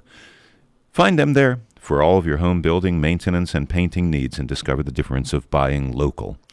And we'll be right back after these messages. Tom has been a teacher for over 40 years. One day, I think one of the students had asked the question and he didn't remember the answer. And I also noticed that he was letting his class out earlier than they were supposed to let out. I was really starting to worry. Levi and I talked about how it would change our lives, but he was there beside me. When something feels different, it could be Alzheimer's. Now is the time to talk. Visit alz.org/ourstories to learn more. A message from the Alzheimer's Association and the Ad Council.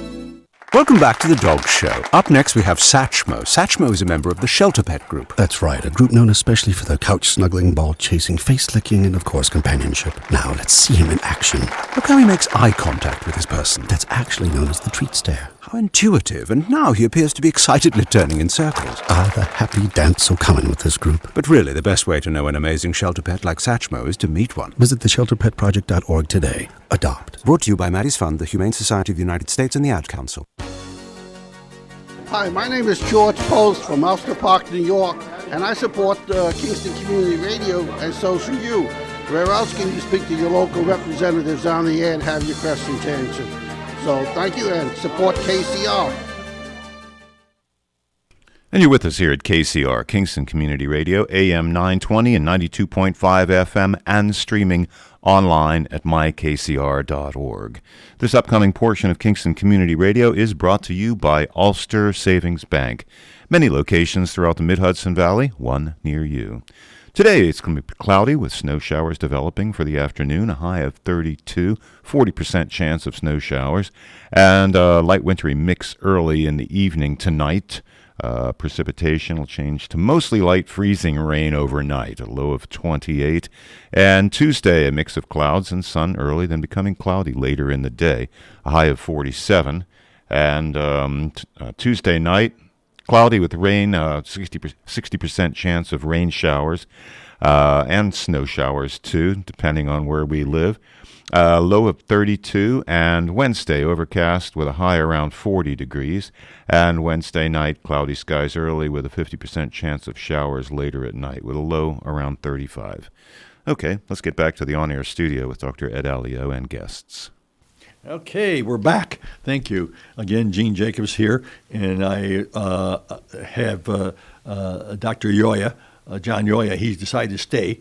We may stick dogs in periodically, but Jean's going to tell us more about what's going on in Kingston and from the hospital, from her history and her background. So, Jean, you were saying about family practice. Yes. As I said, I was there. I started in 1979 and left in 1995. We incorporated on our own in 1983. What's that mean, incorporated what? Well, we were affiliated with Kingston Hospital up until 1983, and then we became our own entity, okay? And therefore, from 1983 on, it was family practice. Now it's a Mid-Hudson Family Health Services Institute, of course. But through time, the amount of residents that they graduated, many of them over the course of time when I was there from 1979, am I okay here? From 1979, many of them have located locally here.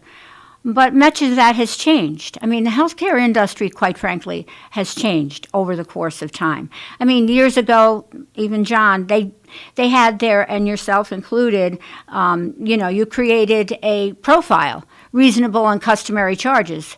I mean, that's all changed. And down the road, because of the fact that contracted medical health care and when you say reasonable charge, what's that mean?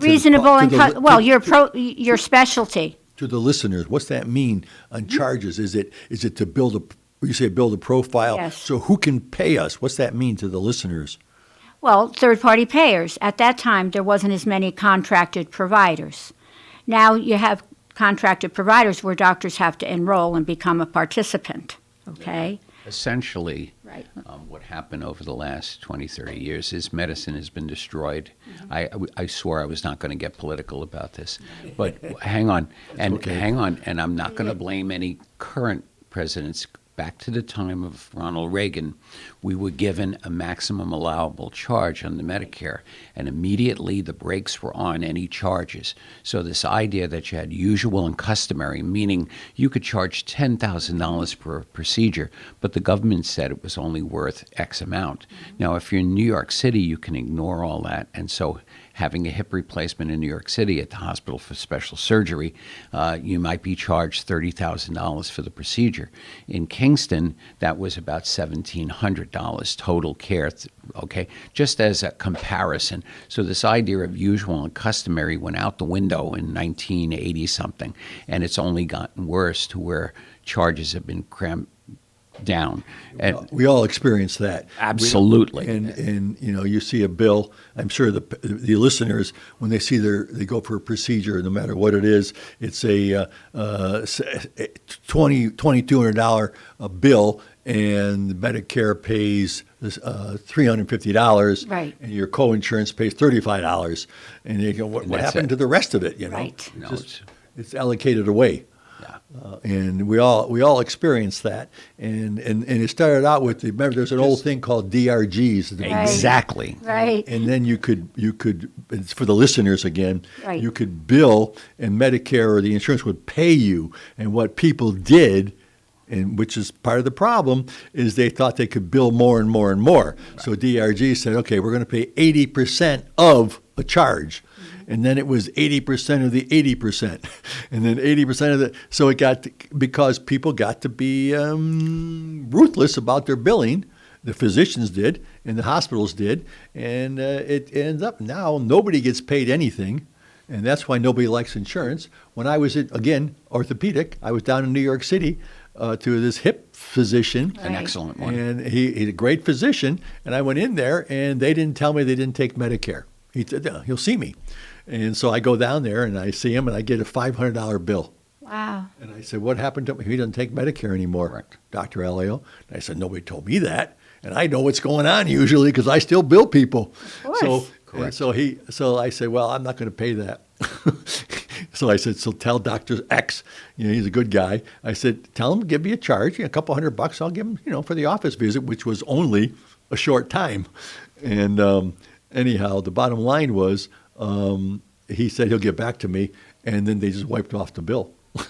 But the bottom line, because nobody told me. Well, in New York City, where you have that population and you have a different strata, you can charge but in Ulster County, you can't do that. Can't do that. Because people you don't have the population, you don't have that wealth. That's why we don't have a Macy's anymore. Or some of the big stores, they just left the area because we don't have the finances here. So, it's just very interesting. You said 80%. Sometimes, we're our own worst enemy in the medical profession because, you can have some practitioners talking, and it's always about the money. Right. And that's a problem. We all have practices, and in my practice, it costs a minimum of $275 an hour per day to run the office. Overhead, right. So it's important. But the relationship we have with patients is our relationship to do no wrong and take care of the patient. That comes first. It's not about the money, but you have to have the money. When you make it about the money, it becomes a problem. Right. And then we have a whole it's different than what it used to be. Two things about that. You mentioned the 80%. Mm-hmm. Just to warn people, there's a thing called fee for giving. So if you're taking care of a Medicare person, it is absolutely illegal to forgive the 20%. Now, many of us do it. Right, And the way, right, because John. the patient's not going to complain if you forgive it, but if you're found out, you will face all sorts of charges, because if you are willing to accept the 80%, then you should have only charged the 80%, Right. which would have given you 64%, but then you'd have to charge them that 16%. Well, if you would accept only the 64%, then you should get 80% of the 64%. So it's a never ending. Well, again, for the listeners, that means that if you're on Medicare and you're a provider who does Medicare, you have to charge anybody who's Medicare eligible the exact amount. The least amount that you charge a medically eligible Medicare patient. Right. Whatever, that's what Medicare will pay you. So if you charge one Medicare patient nothing for a procedure, then Medicare will pay you nothing going forward, because that's your history. That's your history. Let me give you another anecdote. Many years ago, I did not charge Medicaid patients. Right. I had a Medicaid number, but I didn't charge because I didn't want to because literally You didn't want to bill him. didn't want to bill him because we were getting like less than 10 cents on the dollar. Right, Okay? exactly. And so we had a patient, and they wanted cab services or something like that, and I refused to sign. I didn't do the paperwork. I just didn't want to do. We got called, and one of my secretaries at that time, she was a lovely gal and rather simple. She was. I don't mean simple that she was stupid. She was very simple about how she answered things. And they said, "Well, he's not doing the paperwork. Well, how does he charge? He doesn't charge you." And the person that doesn't charge, he says, "Yeah, we don't do we just give the services away free." There was an older doctor who's retired now that I'm sure Jalal Madavian, who at the Right. time got a whole bunch of us said, why are you doing the paperwork to justify their existence when their secretaries are making more than you are? Just give the service away as good and welfare. So at the time, we didn't advertise. We had to see Medicaid patients or people without, because if you were on service, it meant you had to take who? So what happened? They dropped the call. So you've seen that in your career, right? Of course. And so what happens along that line? Hold on a second. Wait a second, because we're being a little dishonest here. Because hang on a second, there was a special program for the medical practice. I'm sorry, for the residency program through Maurice Hinchey, where they were funded on Medicaid patients way more than any private physician. Right, We were exactly. seeing them for free, and they were seeing them for approximately $90. Family practice. Family Practice Institute. Yes. And that's the absolute truth. Yes, it There is. was a special program endorsed by Maurice Hinchey, and that's why there was a schism. That's why there was a schism between many of the private practitioners and Mesh's program, because we would see them, we would help them, and we would get zip, and they were being funded like specialists. I'm sorry. So he created a beautiful dynasty, but it was self-ingratiating. Okay, That's what happens when you build a program. You want to do the best. It was products of ambulatory care. John is correct. And we did get a much higher rate of reimbursement because of how we created ourselves. And within the community, that was a problem. I understand that. But What do you mean? In between the well, I think it was known, as John just said. It was definitely known because virtually many of the practicing physicians within the community, their level of reimbursement for Medicaid was next to nothing. Right. But let's look at another factor here. Reimbursement in a rural area is one of the problems that the hospital has faced, from Kaminsky to Lundquist to Scarpino, and Michael Doyle is there now. all those people. I mean, over the ages, it's been the I'm same. just they're the CEOs of John would know, the hospitals over the course of time, and then you have Michael Israel now, who's with Westchester Medical Center. But the whole issue right now is reimbursement in a rural area. The reimbursement still has not increased over the course of time in the city of Kingston or upstate. Can I explain Correct. Can I explain to the listeners? Right. all of our reimbursement is based on federal mandates, and it is a zero-sum game. There's X number of dollars. So your hospital execs have gone to all our different senators who have had a deaf ear, okay? Because if they gave any more money to Ulster County, they would be taking it away from somewhere else. Of course. And there's no Like desire. Westchester. Well, Westchester, and for that matter, Dutchess is reimbursed at a much higher rate. Much higher rate. Okay, and you're agreeing to this. Okay, a much higher rate. Westchester is reimbursed, Westchester and Dutchess are reimbursed at a near New York City rate, where we're a rural rate much. So your practitioner in Ulster County has to deal with trying to compete, paying their salaries, and people are leaving and going across the river. And in general, the average person does not understand that. Okay, so they have lost nurses, they have lost all sorts of personnel to Dutchess County because they could pay them higher, much higher.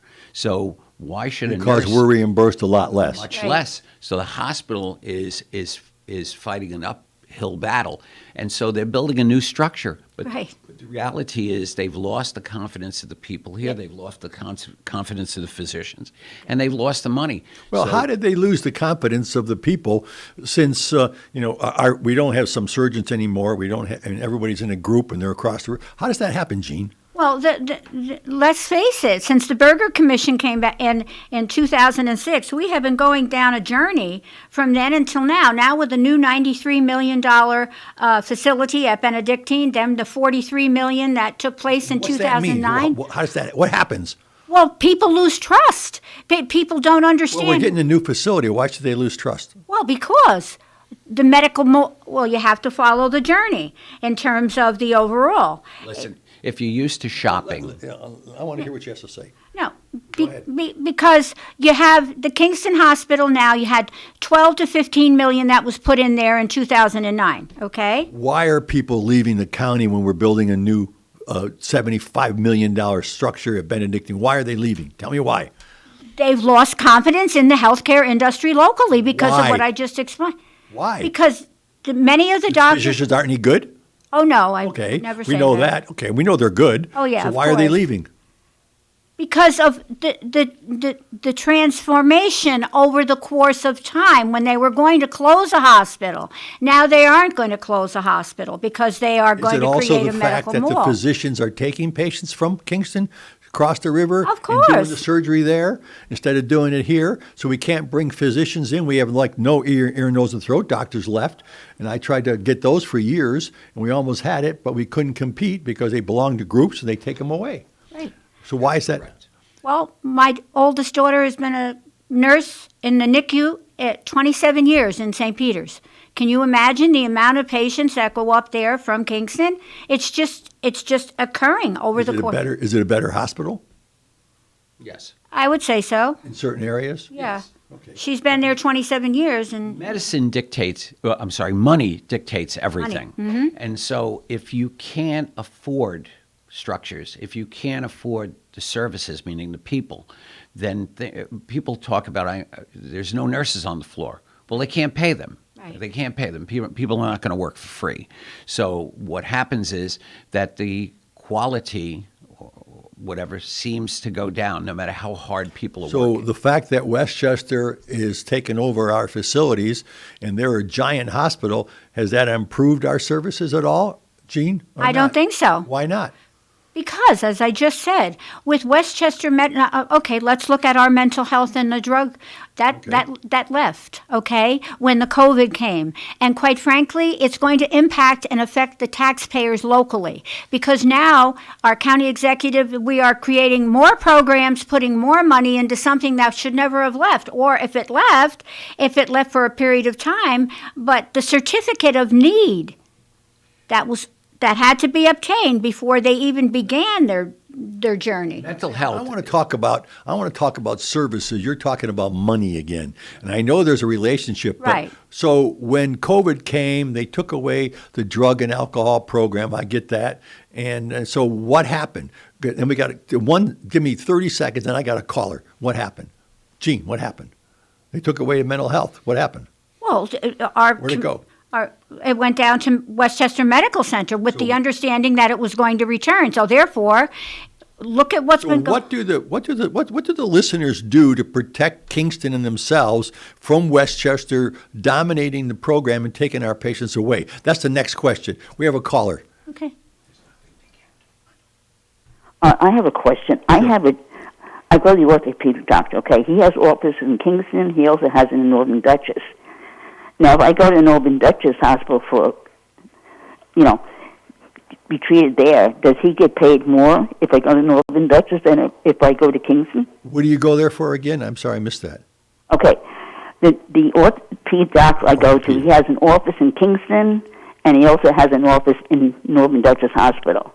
Now, when I go to him, if I go to Northern Dutchess Hospital for my office visit, does he get paid more if I go to that office than if I go to the Kingston office? Does he get reimbursed more? Let's ask an orthopedic surgeon. I don't know, John. I'm certain that he bills through Dutchess. Right. Okay. The practice is called the Orthopedic Associates of Dutchess County. I won't say anything good or bad about them, but you understand that they are based in Dutchess County. Okay. And the question came out, what can the people of Ulster County do about this? Nothing. Let's take... What the caller wants to do they get reimbursed more? Yes, they do. Yes, they do. If you saw the office here. In fact, here. there was a time when doctors here had a satellite office over there, so they would bill out of Dutchess County. Okay, and then what happened was the government took a look at that and said, no, you're really primary at Ulster, so that's your satellite office. They ask you that every time you get licensed, every time you fill out your... But yes, they bill through Dutchess. Does that answer your question there, ma'am? Yes, it does. Thank you very much. Thank you for your call. Yeah. You're welcome. Take care. Bye. Okay. Let's take mental health and drugs out of it because that's a separate carve-out, and that's the first thing. The second thing is that Westchester looks at us as just a satellite. We're a feeder to their main system. Okay, and I have to tell you, from what I've seen now that I'm retired, okay, there was a reason why I stopped operating about 7 years ago. Okay, we are looked at as nothing more than a satellite for, and what they figure is that they put their money into Poughkeepsie, northern Westchester. Okay. There's nothing for Westchester to really invest in here. They haven't sent up orthopedic surgeons. They have a wonderful group down there. They haven't sent up anybody. And so the providers of our two, Albany and Westchester, just look at us as feeders that people are going to leave the area. And there's nothing you could do at this point, okay, to change that. Perhaps over the next 30 years, if the new hospital, which really I understand is going to be $146 million investment. Perhaps with some new physicians coming in over time, trust will be rebuilt. Services will be rebuilt. Okay? Why would the physicians come here if they're not going to be reimbursed? That's a good question. They may not. They may not. So we're spending $136 million for what? For looks? That's a good question. It'll look nice. That's a good question. So I understand what both of you are saying, and I'm very pro having people stay here. I think we should stay here. We should support our hospital, and the patients don't support the hospital for the reasons you just gave, and the physicians are, the people who take patients out of our community, I think, are at fault. They come in, they see patients here, and then they take them over across the river or to Poughkeepsie or wherever for the surgery and for the whatever they do. It's dollars and cents. It's all right. And you can't fault them, because if you do a job and you're told that being here you're going to get 2/3 of what you're going to get from 20 minutes away, you're going to work 20 minutes away. There's no reason. Gene, so you can't change the profile. If the physicians keep taking them away, the profile is going to stay the same. Ulster County is going to still be a satellite. Gene? Exactly. But as we're just saying, are the doctors going to come here? And when you build, we just said it's $146 million. I thought it started out at $93 million. And the 43... Okay, it doesn't matter. Doesn't matter. It's a lot of dollars. It's a lot of dollars. So you've got to encourage and promote and motivate the people or the doctors to want to come here, or we're going to be at a loss here. I mean, was there a plan? I'm all about creating an initial needs assessment plan. Okay, that's how I look at things. And so can they justify the dollars coming in to support the cost that's going into this now? I mean, look at What's the answer? I don't know. The answer is? Well, look at the ambulatory surgical center. No. The answer is no. I mean, in my eyes of my experience in the field and watching it over the course of the last 20, 30 years, yes. But you created the Foxhall Ambulatory Surgical Center. That was $4.9 million over, okay, and that's not even used now, John. I mean, I think it's used for some. Hang on, it is so complicated. The Foxhall Center was created because of this figment of mentality about abortion. Right. And they did no abortions there. No. It had to be because of the alignment of the Benedictine and the Kingston Hospital. Right. They could not have a facility which would do abortions. So they had to create this almost $5 million fiasco. It never got used because there were no abortions being done. But the state said they could not have the amalgam. They could not form this without having abortions. On what? The alliance. They could not form an alliance of the two hospitals unless they still had abortion services, and yet the Catholic edict was we couldn't have abortions. Right. So they had to make another. So they wasted $5 million on a. $5 million is not so much now. It was a lot then. It's a lot any time. Yeah, well, the house. Okay. But just to let the listeners, there's so much here that's clouded in mystery and chicanery, okay, that no one understands. I see all these signs along the roads here, save our mental health. Right. It's gone. It's not coming back unless the state decides to put the money directly into the program here.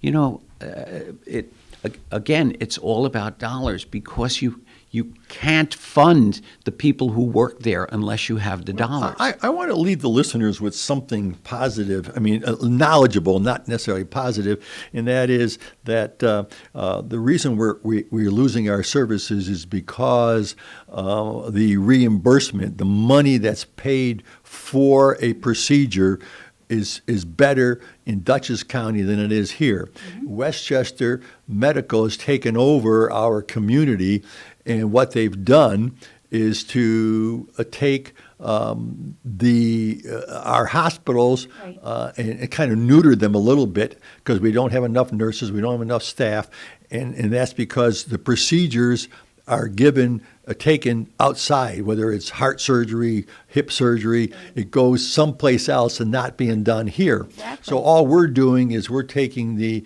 acute care stuff that happens into the hospital as a summary. I hope this is right. I think it is.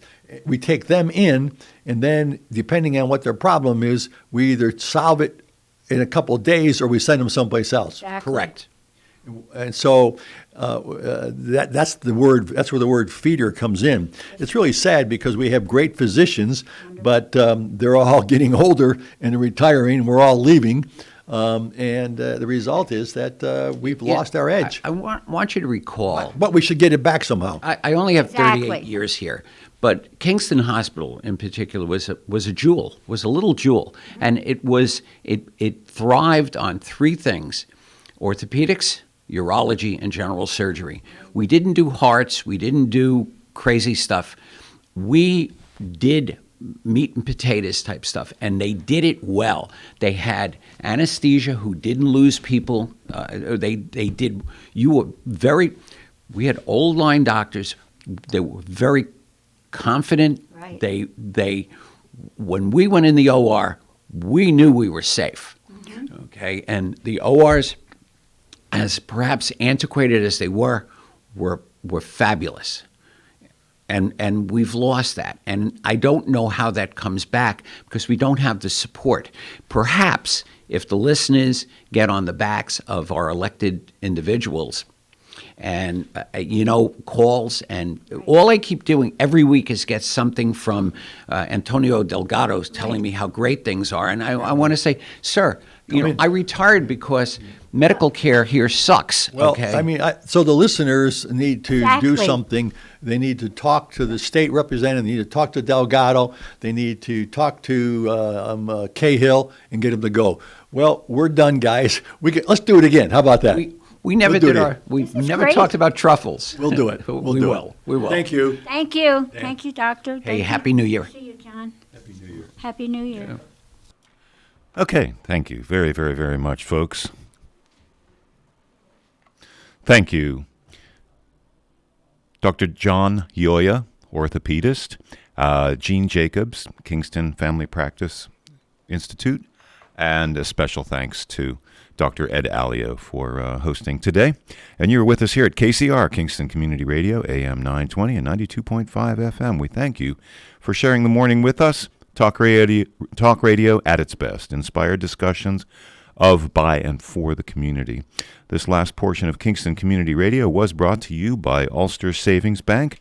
Many locations throughout the Mid-Hudson Valley, one near you. And we invite you to be with us tomorrow morning at 7 a.m. for a terrific Tuesday, as we are broadcasting 7 to 9 a.m. every weekday. And until then, we wish you every success in growing and developing Kingston and our neighboring communities. We now return you to Magic 92.5.